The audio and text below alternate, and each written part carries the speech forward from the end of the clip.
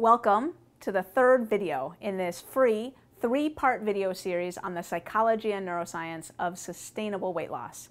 My name is Susan Pierce Thompson, and I created this video series to share with you, with the wider public, some of the science that I teach in my college course on the psychology of eating. Because as you know, and as everybody knows, we are in the middle of an obesity pandemic, and it is escalating. And to be quite frank, there's a lot of awesome science that exists that the wider public is simply not aware of, and it could help them in their weight loss efforts. So, for example, many people are not aware of how rare truly successful, sustainable weight loss is. And I mentioned in the first video the statistic that is based on the best available data that only 1/100th of 1% of people who are extremely overweight or obese and are trying to lose weight are successful in taking off all of their excess weight and then keeping it off long term. And someone picked up on that in the comments section and asked me where I got that statistic from, and I replied to her comment. So I don't know if you've noticed, but there's a ton of comments down here below this video. Thank you so much for all of your comments. I've been reading them. I've been replying to as many of them as I can. If you're interested where that statistic comes from, just scroll down there and take a peek. But knowing that statistic is helpful because it forearms you and forewarns you in advance that to be successful in your weight loss journey, you're going to need to find a system, and it's probably going to need to sound and be different than what everybody else out there is doing, because people are not being successful. They are banging their heads against the wall, trying to lose weight and not keeping it off month after month, year after year. And that was my story. I was overweight as a teenager and I was obese in my 20s. And it was one of the most painful things in my entire life that I could not figure out a way to take off my weight and keep it off. I could diet and I could lose some weight for a while, but I could never lose all my excess weight and keep it off long term. It was like the holy grail of my entire life. And finally, when I was 28 years old, someone shared with me a system of eating. It came from a 12-step program for food addiction, and someone shared this process with me, and it enabled me to take off all my excess weight. I shrank from a size 16 to a size 4 in 6 months, and 11 years later, I remain in a size 4 body. So the message that I'm here to share with you is that system. It's called Bright Line Eating, and it's a comprehensive system that really works. This is, though, the third video. So I need to catch you up on a couple of things and refresh your memory about a little bit that I shared in the first and second videos. I can't go into everything. You'll see that there's links right above my head for the first video and the second video. If you haven't seen those yet, you definitely want to watch those, but you don't have to watch them now. These 3 videos will make sense out of order, but it is a complete package. So be sure that you watch those videos eventually. For now, just stick with me, and I'm going to refresh your memory quickly on some of the key takeaways that you need from the first and second videos. In the first video, I talk about the one huge mistake that almost everybody makes when they try to lose weight. And that mistake is that they rely on their willpower. Relying on willpower does not work because willpower is a very limited resource in the brain. It depletes very quickly based on how stressed we are, how many decisions we've had to make, how long it's been since the last thing we ate, how harried we are, how hassled we are, and at any given moment, we may not have enough willpower on board to make a healthy choice as opposed to a junk food choice when we're confronted with an array of options. So it does not work to simply know what to eat and what not to eat and then to go out into the world thinking you're going to be able to stick to that. Instead, you need a system for eating that will take the load off of your willpower. That system is Bright Line Eating. So that came from the first video. In the second video, I talked about hunger and cravings and what they are in the brain, how they work. They're slightly different systems in the brain. And I talked about why hunger and cravings do not affect everybody equally. There's something that I like to call the susceptibility scale, where on the low end you've got people who are a 1 or a 2 on this scale, and they're not particularly susceptible to the addictive pull of refined foods. And on the high end of this scale, you've got people who feel the craving and the pull towards pizza and cookies and ice cream and cakes and chips and crackers and all those foods. They feel the pull towards those foods especially strongly. and they are going to be even more susceptible to the willpower gap, this gap between what we know we should be eating and the choice that we're actually making in that moment. One thing I did not get to go into enough detail on in video 2 that I really want to cover for you is why some people are high on the susceptibility scale and some people are low on the susceptibility scale. The best way to explain this to you is to describe a research study that was done a few years ago, a totally ingenious study, where they had rats in a cage and they had food available to them if they pressed a lever on the side of the wall, but food was only available if a big bar came down, clunk, right into the middle of the cage. Only then could the rat run over and press the lever to get food. So the bar would come down and the rat would run over and press the lever. Now, to the researchers' astonishment, rats fell into 3 categories when this happened. The bar would come down and some rats would instantly buck over to that lever and start pressing the lever to get their food. Makes sense, right? The bar would come down and some rats would run over to the bar and start loving on the bar, kissing the bar, rubbing up against the bar. Like literally, they looked like they were in love with this bar. And a third of the rats showed a mixture of those behaviors. Sometimes they'd run over to the bar, sometimes they'd run over to the lever, and they were 50-50. Now, which rats do you think were the rats that showed susceptibility to addictive influences, to junk food, to cocaine, to alcohol, to cigarettes? Those rats that loved the bar were the ones that were susceptible to the addictive properties of those substances. Now think about this deeply with me for a second. Why would it matter if you were incredibly sensitive to the cue that predicts the availability of a reward? If you're sensitive to the cue that predicts the availability of a reward, if you love that cue, if you are pulled in by that cue, what's it going to be like to live in our society right now? What are the cues that predict the availability of food? They are all around us. Those cues are on television with the chocolate swirling around in the commercial. Those cues are the signs on the side of the road as you drive down the street that tell you that junk food is just a drive-through away. Those cues are the time of day when it's time to take a break at work and you always walk over to the vending machine and get something to eat, or just the presence of a candy drawer at work or a dish on someone's desk where you know you can get food.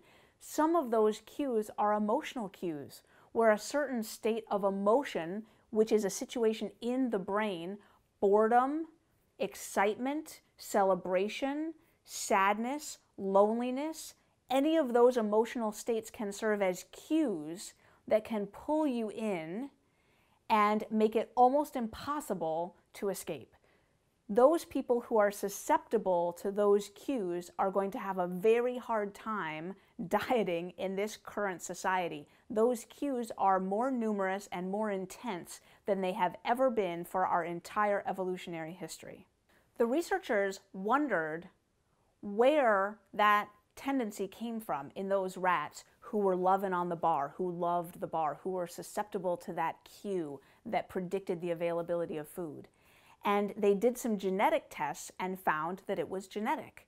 That rats who loved the bar gave birth to baby rats who loved the bar. And rats who went for the food directly and weren't really sucked in by the cue gave birth to baby rats who went directly for the food and weren't sucked in by the cue.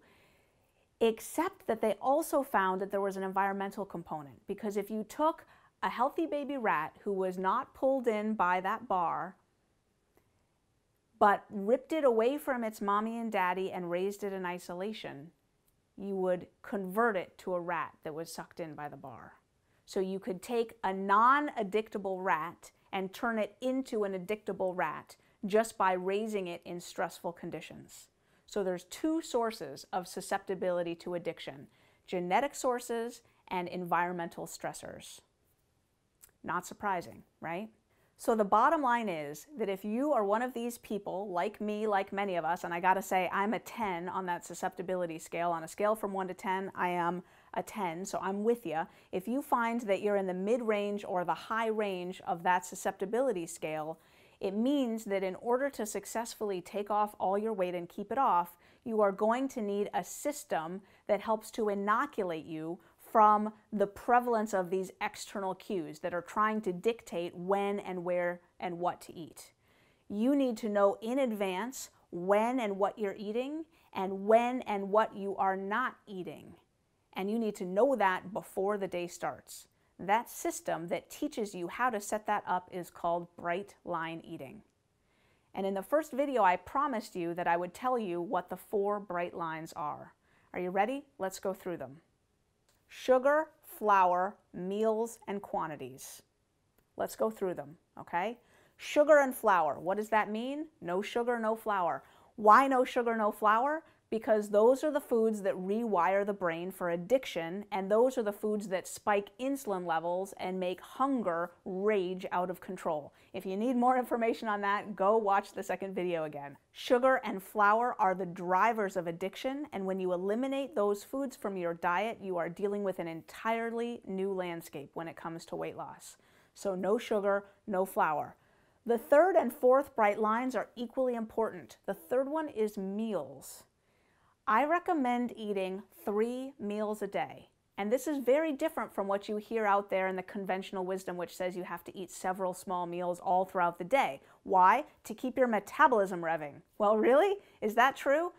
No, it's not. Scientists have done research on this. As a matter of fact, researchers put people in completely sealed off chambers and measured molecule for molecule their metabolisms as they ingested their meals either in several small meals, like 6 small meals throughout the day, or 3 big meals throughout the day, and found equivalent metabolic functioning, breath for breath, oxygen for oxygen, carbon dioxide for carbon dioxide. There is no difference in your metabolism whether you eat 3 meals a day or 6 meals a day. So what's the benefit from eating 3 meals a day? Well, think about it. If you have to plan and prepare your food because you're not going to be relying on eating through drive-thrus out there in the world, right? You're going to need to cook, you're going to need to shop, you're going to need to prepare some food. Isn't it easier to do that 3 times a day than 6? Second reason is cues in the environment need to trigger habitual eating responses in you.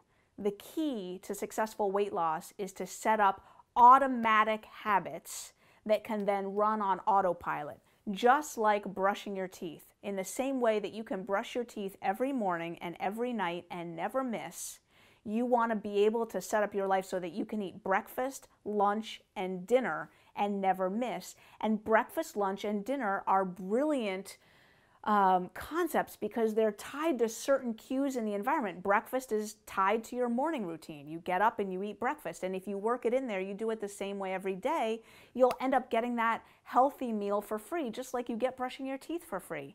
Dinner, same thing. It's going to be triggered by certain things that always happen at the end of the day, and if you set up a healthy routine around eating dinner, you're going to get that healthy meal for free. Eventually, it will become automatic. Lunch, same thing. In the middle of the day, it's time to take a break from work, whatever you're doing. You've packed your lunch from home. You know exactly what you're going to eat. You're going to get that for free. If you try to allow yourself to go through your life grazing and just pulling food from here and accepting food that someone offers you from there, and there's donuts in the lunchroom, so you're going to go eat some donuts, and gee, now maybe I feel hungry, so I'm going to go find something to eat. Well, what are you going to find around you these days, right? Probably not a lot of healthy options. If you try to go through your life like that, you are not going to be as successful as if you eat 3 meals a day. So, sugar, flour, meals, and quantities. The deal with quantities is that so many people find that even if they're a healthy eater, they get sabotaged by quantities. They end up eating more than they intended to eat because people who are on the high end of the susceptibility scale do not anymore have the predictable cues that tell them when to stop eating, when it's the appropriate amount of food. So what I have found is that a digital food scale is the most helpful tool in my arsenal. I have a specific digital food scale that I recommend. If you go to my website, you can find the link to it on Amazon. I think it's a great product. But really, any digital food scale will work. It doesn't have to be expensive. And you just use it and you slap your food on it. Part of the key to keeping track of quantities is that people don't realize how much they're going to need to eat to be able to lose weight, especially vegetables. You should be eating many more vegetables than you're eating right now. I can almost guarantee that. So when you use a digital food scale, you're aware of making sure that you're not eating too much of the foods that you need to eat in smaller quantities, and you're eating enough of the foods that you want to eat in larger quantities. Now, if the idea of weighing and measuring your food sounds crazy to you, there's other ways to use and implement the fourth bright line. One of the best is a simple 1 plate of food, no seconds rule. That is a perfectly acceptable and effective way to apply the fourth bright line of quantities. Instead of saying, I'm just going to eat, and then if I want to eat some more, I'll eat some more, and then if I want to eat some more, gee, maybe I'll eat some more. Instead of eating like that, just put all your food that you're going to eat on 1 plate. Look at it, make sure there's a big mound of vegetables there, and that's what you're going to eat, right? And whatever else you've got on the plate, and then that's it. No more food after that. So either way you want to go, the 1 plate of food rule or the weigh and measure your food, either way, you're applying the fourth bright line of quantities. So those are the 4 bright lines: sugar, flour, meals, and quantities. I've been helping people to learn to eat like this for 11 years, and I know that some of you out there are already saying, this sounds crazy, I don't think I can do it. And there are several objections that people always come up with. One of them is, I don't have time to do that. It might be nice for you that you have all this time to cook and all the stuff you have to do in the kitchen to eat like that, but I have a busy life and there's no way that I have the time to spend any more time in the kitchen than I already do. If you are pressed for time, boy, can I relate. I absolutely know how you feel. I felt the same way. Just let me remind you, I have 3 kids under the age of 7. I'm a full-time college professor, and now I'm doing all of this work, creating all of these online materials to share this knowledge that I have. Believe me, I am stressed for time. So I promise you that there are ways to do bright line eating that are incredibly quick. Some of that has to do with the brilliance of the food industry that has put together convenient ways to cook vegetables and so forth, where you don't have to do anything. You don't have to wash them anymore. You don't have to chop them anymore. You just pop them in the microwave or they come out of the freezer or whatever. There's a lot of fast ways to prepare healthy foods these days. But even more than that, I want to share with you something that I wouldn't have known until I started doing bright line eating myself, which is that this system of eating is going to create more time for you than you can even imagine. It will create time. How does it create time? It creates time because when your brain is not all fogged up with sugar and flour, you will be so much more effective at the work that you have to do in your life. It will blow your mind. And it will create time because what I found was when I first started doing bright line eating and I adopted a breakfast, lunch, and dinner plan, I ate breakfast and then I thought, how am I going to get to lunch without eating anything? That's 5.5 hours. It was 7:30 in the morning and the time stretched before me like a chasm that I thought was going to swallow me up. And I suddenly had to find something to do to fill all that time before I could get to eat again, and I filled it with productive things. Like the first thing I did was I did my breakfast dishes, which was not something I used to do. I used to leave the dishes piling up in the sink. Suddenly I was doing my dishes, I was making my bed, I was opening my mail. I was in graduate school at that point finishing up my PhD, and all of a sudden I became more productive at that work. Doing bright line eating will create time for you. I was shocked by how much time I actually spent thinking about food, eating food, preparing food, sitting on the couch, shoveling food into my mouth, watching TV, because the best thing to do when you're numbing out with food, in my opinion, is to sit on the couch and watch TV. All of that time will become reclaimed, found time. So if you're thinking you don't have time to do bright line eating, I challenge you to try it for 90 days and watch how much time you have at the end of that 90 days that you don't have right now. The second objection that I get a lot is, I can't afford to eat healthy food. It's cheaper to eat junk food.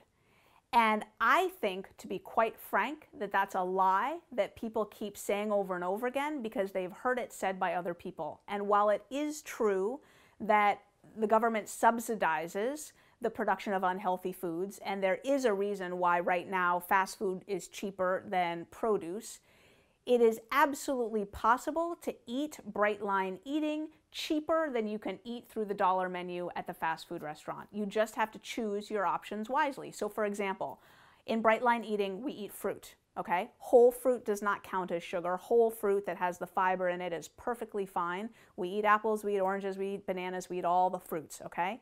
Now, for fruit, you could go buy some organic raspberries that are out of season in the wintertime, and you could spend $6 a serving on organic raspberries.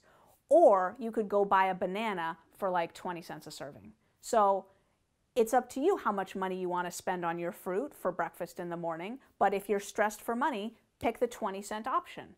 There's other examples in every single food category. So don't believe the hype. It is not more expensive to eat healthy food than to eat junk food. You just have to know how to select the right foods.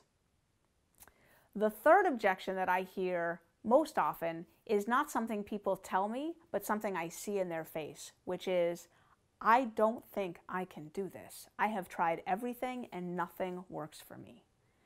And in answer to that objection, I just want to share with you a couple of stories. Like I said, I've been helping people for a long time to figure out how to adopt this Bright Line Eating system. And I want to tell you about two of my really close friends who are friends now, but I didn't know them many years ago. The first person I want to tell you about is a guy named Pat Reynolds. And Pat Reynolds is a gentleman that I met back in October of 2006, many years ago. And when he first heard about Bright Line Eating, he was 365 pounds. Now that's an estimate. He only knows that he was above 350 because his bathroom scale would get pegged at 350. It would go all the way up to 350, and all he knew was that he was heavier than 350 pounds. But he had had all of the health complications that come with being that heavy. He was on blood pressure medicine, he was on cholesterol medicine, he had sleep apnea, he had cancer, he had prostate cancer. And when he went in for his prostate cancer surgery, they weighed him on a scale that was big enough to hold his body, and he weighed 373 pounds. Now, after that, he got cellulitis, which is an infection in the cells, another issue caused by poor diet. And he estimates that he lost some weight because he went into the hospital and he couldn't eat. And he was coming out of that hospital, and that's when I met him, and that's when he learned about Bright Line Eating. And I saw in his face his feeling of, maybe you can do this, Susan. Look at you, skinny mini, but I don't think I can do this. His whole family was obese, had alcoholism. He had two brothers who had died too young from diseases related to obesity and to alcoholism. It was genetic in his family environment, going back in his family tree a long way, and he just figured that's the way he was. And I told him that night, he and I will never forget this night, I said, Pat, Bed Bath & Beyond is still open. You go buy yourself a digital food scale. It's 8:30 right now. You can do this. And when I told him that, there was not a single cell in my body that doubted it. I knew it would work for him. And he went and he got his scale that night, and he started his plan of Bright Line Eating. And in 14 months, he lost 200 pounds. And I just saw him this morning. He weighs 185 pounds. And he has maintained that weight loss for all of these years. He has not regained a single ounce. Now, he lost 200 pounds, so he went from 373 pounds down to 173 pounds, and decided that that was too thin and chose to put on 10 pounds so he didn't look so gaunt. He looks awesome now. And he is not someone that you would look at and say, that man looks like he used to be obese. He just looks like a regular Joe. It is awesome. One thing I want to mention that's amazing to me about Pat Reynolds is Pat Reynolds owns and runs the American Hotel in Lima, New York.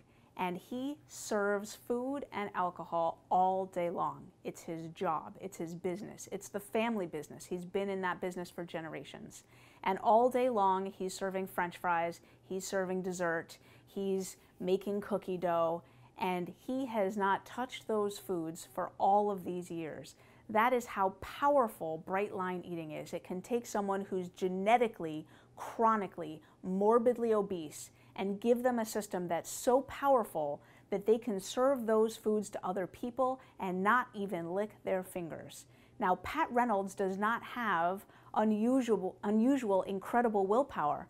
Pat Reynolds has a system that he follows that takes the load off of his willpower so he can accomplish extraordinary feats. It's unbelievable watching this change happen in people's lives.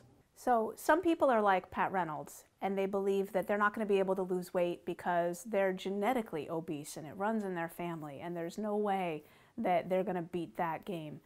But other people don't believe that they're going to be able to lose weight because they're over 50 and they've been told that when you get to a certain age, your metabolism slows down and it's just too hard to lose weight. And that was what Mindy Deaver was thinking when I met her several years ago. She was 60 years old. She weighed 258 pounds, which at 5'7" made her morbidly obese. And she had tried her whole life to diet. She had tried everything, and she was at a point in her life now where she couldn't clip her own toenails. She was wearing Velcro shoes because she couldn't actually bend over to tie shoes anymore. So she had Velcro shoes that she bought. And she was desperate. She describes it, the way she describes it is she says she was eating everything that wasn't tied down. She could not stop eating.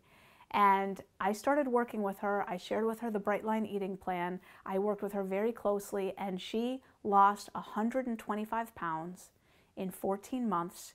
She got down to 133 pounds. Like Pat Reynolds, she decided to put on just a couple of pounds. She didn't want to look too thin, so she now weighs 135 to 137 pounds, never goes outside of that range. She's been maintaining for years, and right now, to this day, she weighs 136 pounds. Beautiful story. And she is completely free from the obsession to eat.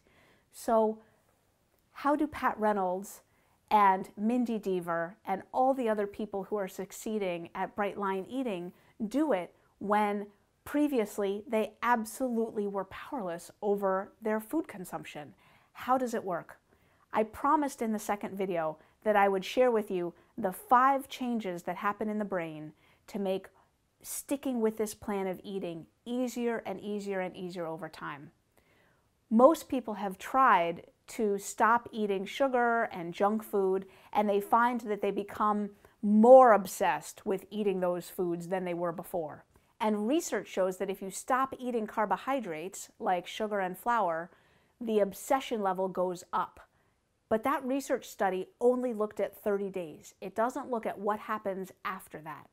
So what I want to share with you is what happens when you stick to Bright Line Eating for longer than just the first few weeks, and you start to allow your brain to make changes that make it work in your favor so that you can stick with this plan of eating for the long term and join Pat Reynolds and Mindy Deaver and myself and the 0.01% of people who keep off all their weight for the long term. What are the 5 changes that happen in the brain? The first one goes back to willpower. Remember the willpower gap? I'm sure you do, right? We do not have the willpower to resist tempting foods because our willpower gets depleted. Well, an exciting body of research shows that if you work to make a change in a habitual pattern of behavior, that effort builds up your willpower muscle. So your willpower gets stronger. Now, I want to be clear, you don't actually get more willpower. What happens is that you become more resistant to willpower depletion. So that as your willpower is being stressed and tapped by things you're doing, tasks you're doing, or stressors that are coming at you from the environment, your willpower bank doesn't deplete as quickly. And if you've been doing this for a long time, you become incredibly resistant to willpower depletion. The second change that happens is that all the effort that you put into the structures and routines of planning and preparation, remember back to the first video, get a journal, put it by your fridge, write down your food the night before, wake up in the morning, make sure your lunch is packed, etc. Those habits and rituals become automatic in the brain. And that automaticity takes the load off of willpower, because any action that you have to perform that you're not used to performing in that exact same way at that exact same time of day, triggered by the exact same cues, requires willpower to execute it. But if you have that already automatic as a habit, it's not going to require any willpower. So that takes the load off the brain. That makes it so easy. I get breakfast for free. I get lunch for free. I get dinner for free. I eat 3 healthy meals a day without exerting any willpower to do it. I'm on autopilot. Just like most of us eat on autopilot, let's be frank, we just go through our days eating. It's kind of a mindless thing. We're eating based on habits that have been set up in the past. So if you take some time, let's say now over the next few months, you take some time to set up new eating habits, eventually you'll find that those habits will pay you off because they'll become automatic. So that's another way that it becomes easier in the brain to do bright line eating long term once you set up the system in advance. The third change that happens is that your brain will stop hounding you for a treat. Your brain, think of your brain like a little kid in the candy aisle at the grocery store, which of course is called the checkout lane, right? Have you noticed that there's candy at the checkout lane? Here's a funny story about my kids. I have 3 little kids, all under the age of 7, and the funny story is that at our grocery store, they have a parents lane that has books and coloring books and, crayons and stuff for sale in the checkout lane instead of candy. And they've set this up to be friendlier to parents who don't want to deal with their kids hounding them for sweets. Well, here's the funny thing about me and my family. I actually get hounded less if we go through the candy aisle because I have never once in their entire life bought them candy out of the candy aisle as we check out. I think a few times they've asked years ago, but I never said yes. I said, no, honey, we don't eat that stuff. So, they never asked again. If we go through the book coloring aisle, they're, Mommy, can we buy this book? Mommy, I want these pens. Mommy, look at this. And since I do often buy them books out of the coloring aisle, that's when I get hounded, is if we go through that aisle. Because here's the thing, I want to teach you a little bit. This is from introductory psychology class. If you ever took a Psych 101 class, I want to teach you a little bit about intermittent reinforcement, right? So rats are pressing levers, they get food. If they press the lever, they get food. They press the lever, they get food, right? Well, if you back off of that reinforcement schedule, so you're not giving them food every time they press the lever, let's say now they have to press the lever 3 times to get some food. But now make it occasional, like who knows when the food is going to come out. This is the type of reinforcement that happens when you pull a slot machine. You put a quarter into a slot machine, you pull the lever, you don't know whether you're going to get a jackpot or not. Maybe you will, maybe you won't. Maybe this time is your time. This is how gambling addiction sets in, because it's reinforced through intermittent reinforcement, meaning once in a while the slot machine gives in and gives you a jackpot. That's how you create an addict. That's how you create somebody who's pouring quarters into the slot, or a kid who's saying, Mommy, can I have some candy? Mommy, can I have some candy? Please, Mommy, can I have some candy? Your brain is like that kid begging for candy because you give in only sometimes. And your brain never knows when you're going to give in and give it the treat. Is your willpower depleted now? How about now? How about now? If I say, ooh, some ice cream would be good now. Ooh, let's order a pizza. Ooh, maybe I want to go get a Big Mac and whatever through the drive-thru. Your brain is hounding you for treats because you reinforce it intermittently. The only way to get out of that craving cycle is to never give in, is to have a bright line. And eventually your brain learns, I'm not going to hound her for a treat now because she never gives in. She's not going to say yes, so why bother? And your brain will become like my kids who never ask me for candy in the candy line because I never give them any, right? That is the beauty of bright line eating. When you never give in, your brain stops hounding you. The 4th and 5th ways that your brain is going to change, you're familiar with already because we talked about them in the previous videos. One is that your dopamine receptors are going to replenish in the nucleus accumbens. So the way addiction works is that the brain gets flooded with dopamine and it responds by going, oh, that was excessive. We don't need that much dopamine here. Thank you very much. And so it thins out the dopamine receptors in that area of the brain. Well, over time, those dopamine receptors are going to replenish. And that means that you are not going to experience cravings forever the way you do right now. And anyone who has quit smoking, anyone who has quit drinking, anyone who has quit any addictive habit can testify that eventually the cravings go away. And that is a process of the dopamine receptors being replenished. it gets easier and easier and easier to stick with if you throw up that bright line and you just don't touch those substances. The fifth way is brilliant because it's going to happen really quickly, which is that your insulin levels are going to come down. You stop eating sugar and flour, and boom, your insulin levels come down rapidly.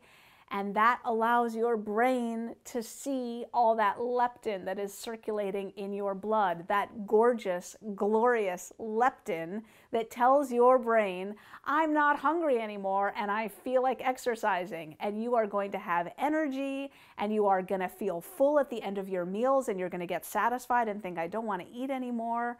And that is all because leptin is coming back on board.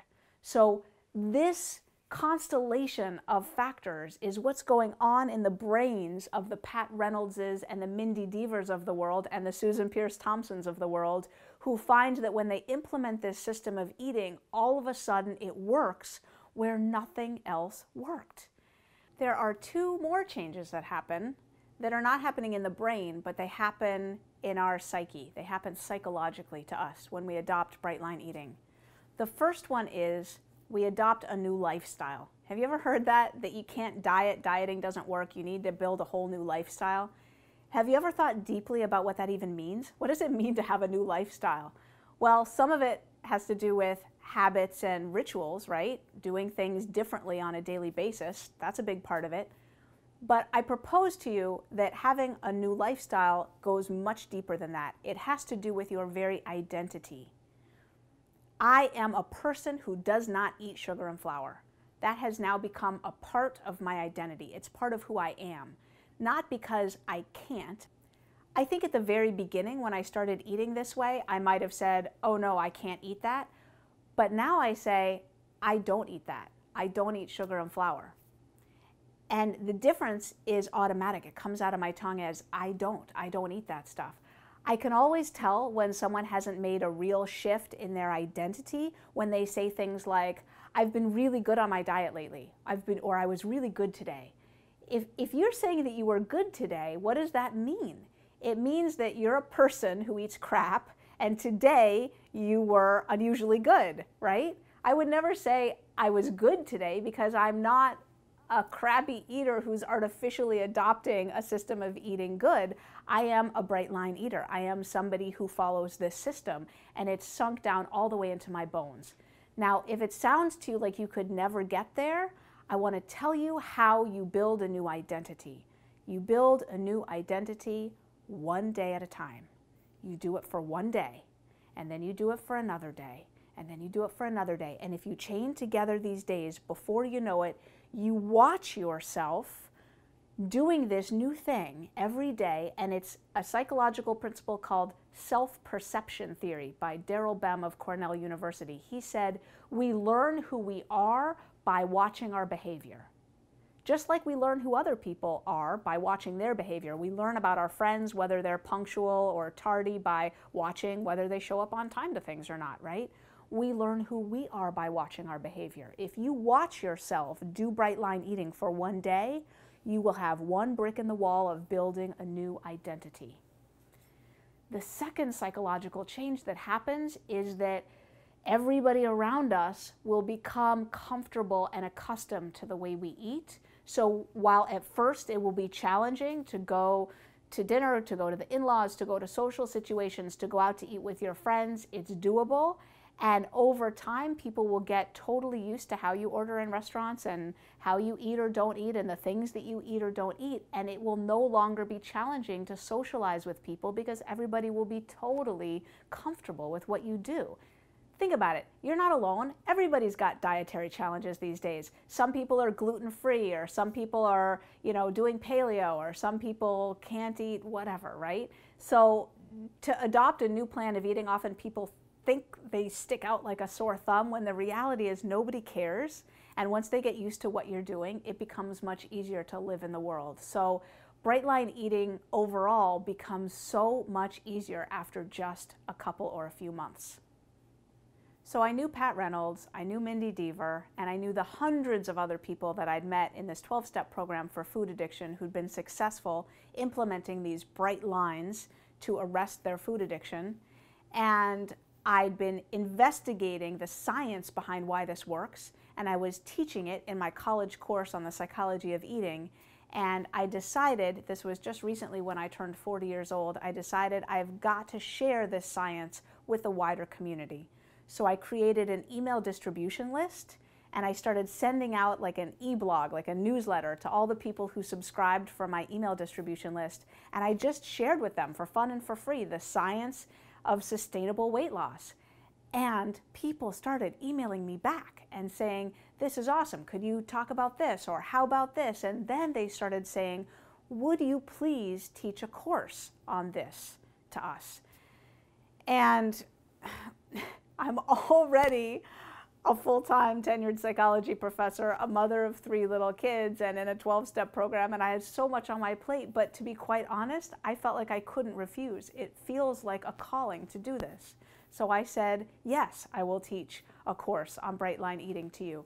And the truth is that deep down, I wasn't sure whether it would work or not, because I didn't know if you took this out of a 12-step context, would it still work? And so I put together a course. I offered a bright line eating boot camp, and I shared the principles that I knew were so effective. And I opened up my first class for registration, and it's sold out.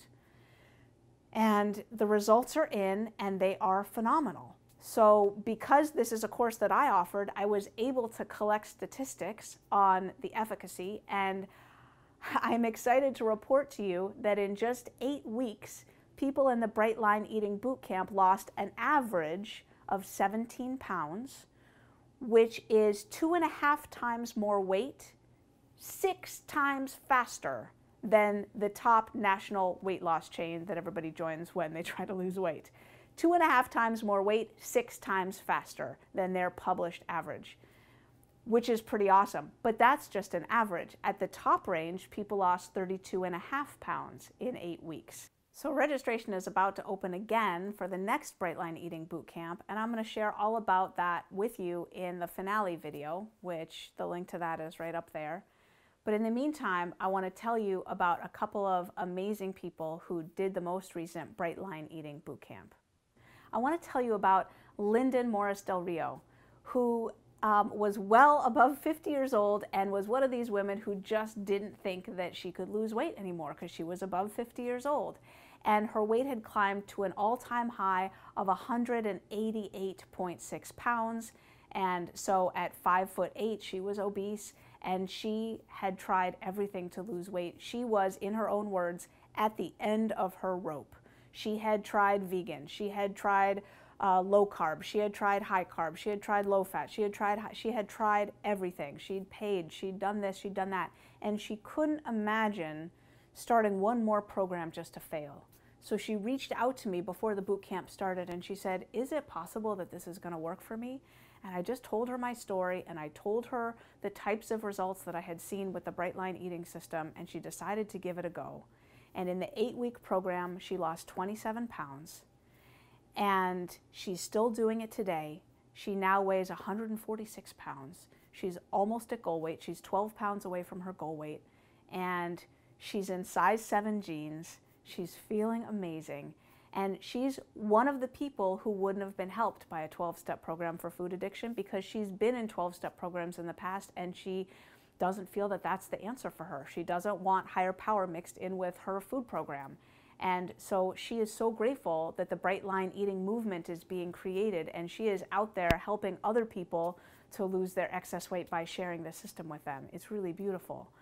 And some of you are going to watch this video and are going to be able to implement it on your own just by all the information that I've shared with you in this 3-video series.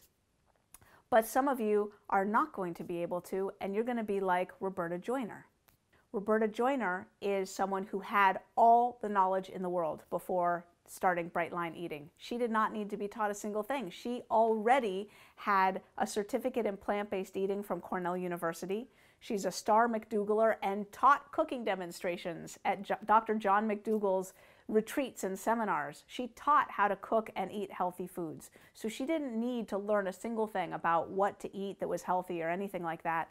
But Roberta could not implement it herself in a way that felt fully satisfying and congruent with the life she wanted to live. So for example, Roberta had a hankering for black bean brownies, organic, vegan black bean brownies. And that sounds pretty harmless, and for a lot of people it would be. So one black bean brownie once in a while at 3 in the afternoon with tea is not going to kill anybody.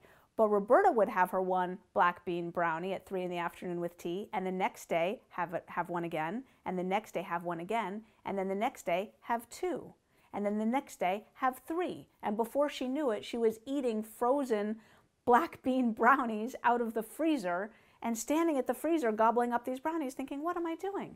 This isn't the kind of lifestyle I want to live. This isn't the kind of eater that I want to be. So she came to the Bright Line Eating Boot Camp not hugely overweight. She was 140 pounds, and at 5'6", that's not overweight at all, but it was above her goal weight. She knew she had a good 10 to 15 pounds to lose.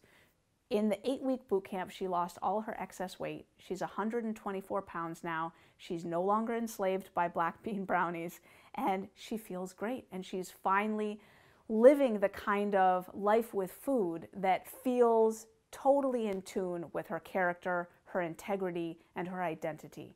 So Bright Line Eating is what it took for her to take the knowledge that she already had and click it into place into a system of eating that allows her to live one meal at a time, one day at a time, totally in synergy with her body, mind, and spirit. So beautiful. So I hope that paints a picture for you of what Bright Line Eating can do in someone's life and the power of this amazing system. We are coming to an end, unfortunately, of our 3-video series on the psychology and neuroscience of sustainable weight loss, but there is going to be a 4th video, and it's going to talk about the Bright Line Eating Boot Camp that's going to be opening for registration really soon. And I just want to say that the last time I opened up registration for a Bright Line Eating Boot Camp, it's sold out. So if you are interested in that at all, I suggest you jump on that video the minute that it becomes available. But in the meantime, I just want to invite you to scroll down. If you found any of this valuable at all, just scroll down, hit the like button. Everybody likes to get a like.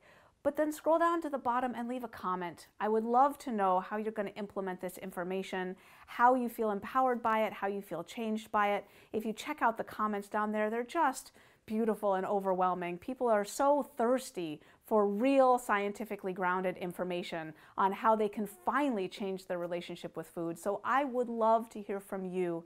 Please leave me a comment. I'm going to be reading those comments and responding to as many of them as I can. And I'll see you in the 4th video. Take care.